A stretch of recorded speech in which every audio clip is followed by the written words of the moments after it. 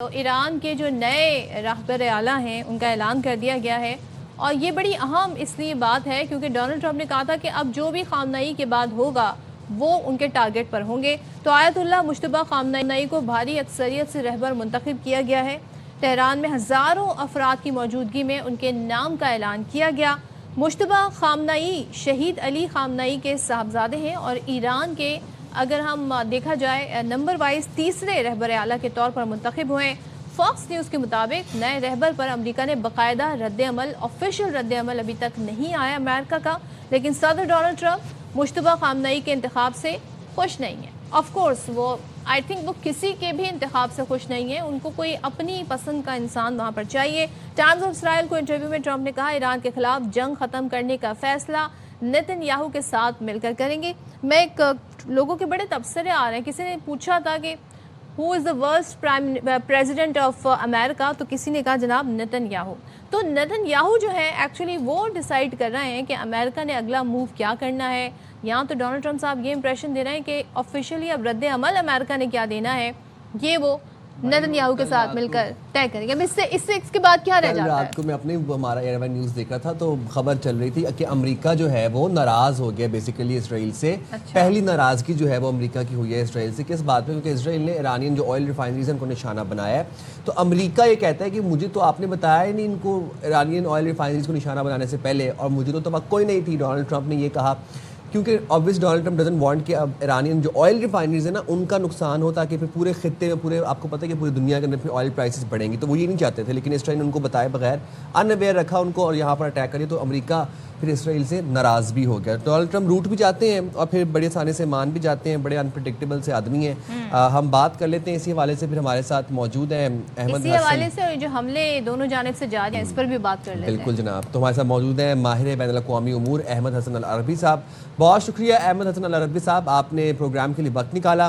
امریکہ اور اسرائیل کی ایران سے جنگ طول پکڑتی جا رہی ہے، اور جتنے دن گزرتے جا رہے ہیں ہم دیکھ رہے ہیں کہ ایک معاشی بحران، ایک غیر یقینی صورتحال نہ صرف خطے میں بلکہ پوری دنیا میں آتی جا رہی ہے۔ آپ کو کیا لگ رہا ہے یہ سیز فائر کیسے ہوگا، اور اگر نہیں ہو رہا سیز فائر تو پھر یہ جنگ کب تک جاری رہے گی؟ جی بہت شکریہ۔ جی دیکھیں، اس میں جو سیز فائر ہے وہ آپ اگر آپ لاجیکلی بھی دیکھیں، آپ اگر سچویشن انالیسس بھی کریں، اور آپ ان میں انٹرسٹ جو ہے وہ ڈفرینٹ ایلیمنٹس کے جو اس جنگ کے اندر انوالوڈ ہیں آپ وہ بھی دیکھیں، تو ڈی ایسکلیشن جو ہے وہ ہر کسی کے انٹرسٹ میں ہے اس وقت۔ امریکہ کی انٹرسٹ میں ڈی ایسکلیشن ہے، ایران بھی یہی چاہتا ہے کہ ان کی نئی لیڈرشپ آئی ہے، پاور کنسالیڈیٹ کر رہے ہیں، وہ اسٹیبلائز ہونے کے لیے بھی ان کو تھوڑا اسٹریٹجک پاز چاہیے۔ لیکن اس ساری ایکویژن کے اندر جو اسرائیل ہے، اور اسرائیل میں بھی جو نیتن یاہو ہے، نیتن یاہو افورڈ نہیں کر سکتا جنگ کو ڈی ایسکلیٹ کرنا۔ میں تھوڑا سا آپ کے سامنے ٹائم لائن یہ رکھتا ہوں۔ اس سے چند روز قبل یہ نیتن یاہو کی پیشی تھی فائنل ان کی جو جوڈیشری ہے اسرائیل کی وہاں پہ، اور اسی پیشی کے دوران جو نیتن یاہو نے ایکسکیوز دیا اس میں کہ میں جا نہیں سکتا عدالت، وہ یہ کہ نریندر مودی یہاں پہ آ رہا ہے، اس وجہ سے میں عدالت نہیں جا رہا۔ ایکسپیکٹ یہ کیا جا رہا تھا کہ اس دن عدالت جو ہے ان کی اسرائیل کی، اس نے نیتن یاہو کو باقاعدہ طور پہ اس کو جیل کی سزا دینی تھی اور اس کو جیل میں ڈلوانے کی بات ہونی تھی، تو اس نے مودی والا وہ کام کیا، اور اس کے فوراً بعد اس نے ایران کے اوپر حملہ کر دیا تاکہ وہ جو کیسز اس کے اوپر چل رہے ہیں اس سے ڈیفلیکٹ کیا جا سکے۔ سو نیتن یاہو کے انٹرسٹ میں نہیں ہے کہ یہ جنگ رکے، باقی جتنے بھی ایلیمنٹس ہیں وہ یہ جنگ روکنا چاہتے ہیں۔ اسی وجہ سے آپ نے بھی اپنے انٹروڈکشن میں جو آپ نے بات بتائی کہ جس طریقے سے وہ آئل ریفائنریز کے اوپر بہت شدید کانفلکٹ آیا ہے امریکہ اور اسرائیل کے درمیان میں، اس کی وجہ یہی ہے کہ جب آپ آئل ریفائنریز اور انرجی انفراسٹرکچرز کو ہٹ کرتے ہیں اس طریقے سے، اس نوعیت پہ، تو ایسکلیشن بہت بڑھ جاتی ہے۔ امریکہ ایسکلیشن کنٹرول کرنا چاہ رہا ہے، اسرائیل ایسکلیشن جو ہے اس کو بڑھانا چاہ رہا ہے، تو اس وجہ سے ان دونوں کے درمیان میں بھی آپ کو اختلاف نظر آ رہا ہے۔ اچھا، لیکن ہم ذرا بات دیکھیں تو یوزولی جب جنگیں ہوا کرتی تھیں یا اس طرح کی کبھی ہم نے دیکھا انویژن کیے جاتے تھے، عراق وار کی بھی اگر ہم بات کریں، افغانستان پہ جب کیا الائنس بنتے تھے، ملک ڈیسائیڈ کرتے تھے جی ہم کس کے ساتھ کھڑے ہیں۔ امریکی صدر یوں تو دعویٰ کر رہے ہیں ہم جنگ جیت چکے ہیں اور اب ہمیں برطانوی بحری بیڑوں کی ضرورت نہیں ہے، لیکن تاخیر جو ڈیلے ہے وہ ہم یاد رکھیں گے۔ کیا آپ یہ کہہ سکتے ہیں کہ امریکہ کے دعویٰ کس بنیاد پہ برطانیہ اور امریکہ کے درمیان جو تناؤ بڑھ رہا ہے، یہ اٹ سیلف یہ بتاتا ہے کہ امریکہ کا بیانیہ، امریکہ کا نیریٹو جو ہے وہ کسی کو سمجھ نہیں آیا کہ یہ حملہ کیوں کیا گیا، اسرائیل کی ایما پر یہ حملہ کیوں کیا گیا ایران پر؟ جی دیکھیں، بہت ایک مس کیلکولیشن تھی، یورپین کنٹریز جو ہیں ان میں بھی ایک سوچ پائی جا رہی ہے۔ دیکھیں، دنیا گلوبلسٹ جو گلوبلسٹ جو تھے وہاں سے نیشنلسٹ کی طرف جا رہی ہے. جیسے امریکہ میں ڈونلڈ ٹرمپ ایک نیشنلسٹ ہے نا, وہ یہ کہتا ہے امریکہ, اسی طرح جرمنی کے اندر بھی جو اپوزیشن پارٹی اس وقت سمجھ لگ یہ رہا ہے کہ وہ اقتدار میں آئے گی, اور باقی بھی European countries different, France, Italy وغیرہ, وہاں پہ نیشنلسٹ جو ہیں وہ زیادہ اب نیشنلسٹ یہ بات کرتے ہیں کہ سب سے پہلے ہمارا ملک ہے, اس کے بعد کوئی اور ملک ہے. تو یہ پچھلے کافی عرصے سے جو گلوبلسٹ سے پوری دنیا میں اسی نیریٹو کے اندر اسرائیل اپنی جو اسٹریٹجک امپورٹنس ہے اس کو بھی ایمپلیفائی کرتا تھا. وہ کہتا تھا گلوبلسٹ ہے, گلوبلزم فرسٹ ہے, اس وجہ سے آپ اسرائیل کی بھی مدد کریں سب سے پہلے. سو اب پوری دنیا جو ہے وہ اسرائیل کو ایز اے اسٹریٹجک برڈن کے طور پہ دیکھ رہی ہے, اسپیشلی جو اس کے ویسٹرن الائز ہیں. اور جب بل کلنٹن یہ بات کر رہا ہے کہ اسرائیل میں جو جنگیں ہو رہی ہیں وہ اس وجہ سے ہو رہی ہیں کہ نیتن یاہو اقتدار میں رہے, تو اس کا مطلب ہے کہ بہت گہری سوچ پائی جا رہی ہے ویسٹرن کوریڈورز میں نیتن یاہو کے خلاف. اسی وجہ سے آپ نے دیکھا ہے کہ یہ جو جنگ ہے یہ کسی کے بھی انٹرسٹ میں نہیں تھی, اور اس وجہ سے جو ملکوں نے اپنے آپ کو اس جنگ سے دور رکھا, اب ڈونلڈ ٹرمپ اور نیتن یاہو اور یہ سارے کسی طرح ان کو ڈریگ کرنے کی, اس جنگ کو پھیلانے کے چکر میں ان ملکوں کو ملائن کر رہے ہیں, لیکن وہ بھی جو ہے اپنے اینڈ کے اوپر ڈٹے میں اس بات پہ کہ وہ اس جنگ میں شامل نہیں ہوں گے. اس سے ہوگا کچھ نہیں. یہ جو دھمکیاں چل رہی ہیں یہ محض آئی تھنک ایک ریٹرک ہے, کوئی سبسٹینشیل نقصان آئی ڈونٹ تھنک کہ اس کی وجہ سے انگلینڈ کو یو کے کو پہنچایا جائے گا یا پہنچ سکتا ہے, لیکن جو کیمپس ہیں اور جو نیریٹو ہے وہ بہت کلیئر ہو چکا ہے کہ کون سے ممالک یہ جنگ چاہتے تھے, کون سے ممالک یہ جنگ نہیں چاہتے. اچھا, اینڈ مین وائل یہ اس جنگ کا فائدہ اٹھاتے ہوئے وہاں پہ اسرائیلی سیٹلرز جو ہیں وہ پیلیسٹین ویسٹرن بینک پہ جا کے قبضہ کر رہے ہیں, اور وہاں پر وہ اس چیز کا فائدہ اٹھا رہے ہیں. یہ بھی بات کریں گے اس حوالے سے, اور ساتھ ہی ساتھ ہم بات کریں گے ابھی ہٹ کر رہا ہے ملکوں کو ہٹ کر رہا ہے وہ معاشی اسپیکٹ ہے, اور وہ ظاہر ہے تیل کی قیمتیں جس طریقے سے مارکیٹ میں پہلے وہ 119 پہ گئی, اب وہ کم ہو کر فی بیرل 105 پہ ہو گئی ہیں. لیکن ڈونلڈ ٹرمپ یہ کہتے ہیں جی میرے پاس بہت ریزرو آئل ہے, میں لوگوں کو دے دوں گا, میں اس کی جو ہے وہ ایکسپورٹ کر دوں گا. لیکن الٹیمیٹلی کیا اس کے پیچھے مقاصد یہ نہیں ہے کہ اس کا فائدہ ڈونلڈ ٹرمپ کو ہی ہو رہا ہو؟ ظاہر ہے ان کی بھی آئل ریفائنریز ہیں, اور ہمیں پتہ ہے وہ کتنے بڑے بزنس مین ہیں. مطلب 105 106 پر فائدہ تو انہیں ظاہر ہے 1 یا 4 بیرل بھی نیچے آ جائے تو فائدہ تو انہیں ہونا ہے, فائدہ انہیں ہونا ہے جب پیسے بڑھیں گے. تو مجھے بتائیے گا کہ اس کے پیچھے مقاصد ان کے اپنے بھی ہیں, ہو سکتے ہیں اس جنگ کو طول دینے کے؟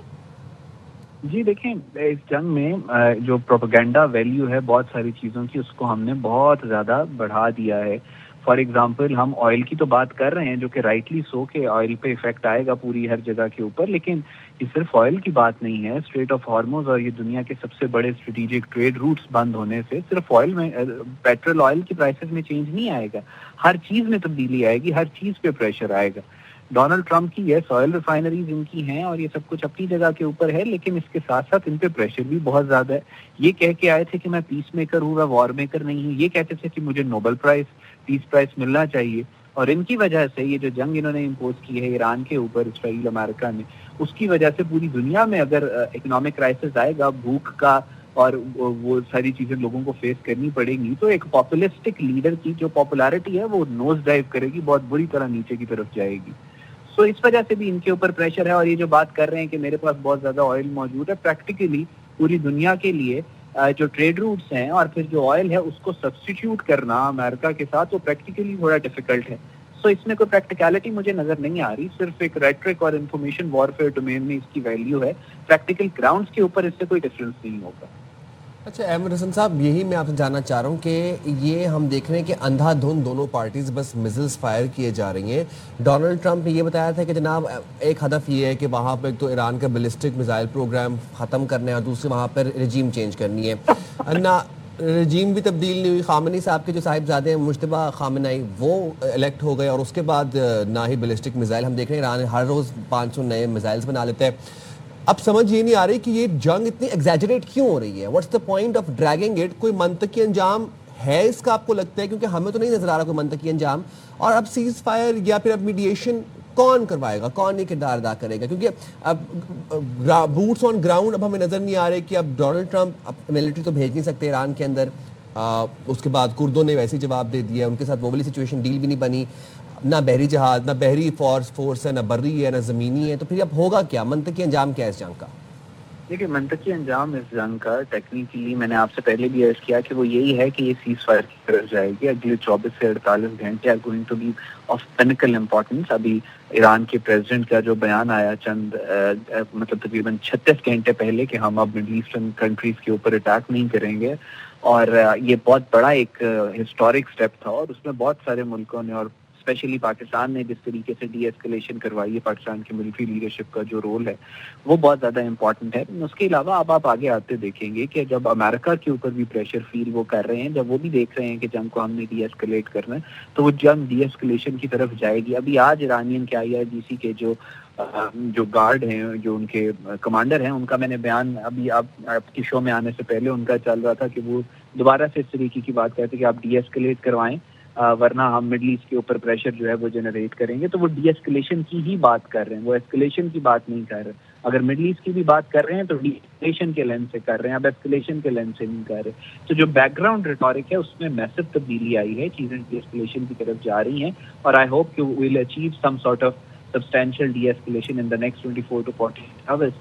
لیکن یہ سارا کچھ ڈپینڈ کرتا ہے کہ اسرائیل کو کس طریقے سے ہینڈل کیا جائے, اور اسرائیل نہیں نیتن یاہو کو کس طریقے سے ہینڈل کیا جاتا ہے. That is going to be very important, کیونکہ اسپوائلر وہی ہے, فالس فلیگ آپریشنز بھی وہی کروا رہا ہے, مڈل ایسٹ میں آگ بھی وہی لگوا رہا ہے, ایران کے اوپر ایسکلیشن بھی وہی کر رہا ہے, باقی تو سارے ایلیمنٹس بھی ایسکلیٹ کرنا چاہ رہے ہیں. یہ آپ نے صحیح پوائنٹ آؤٹ کیا تھا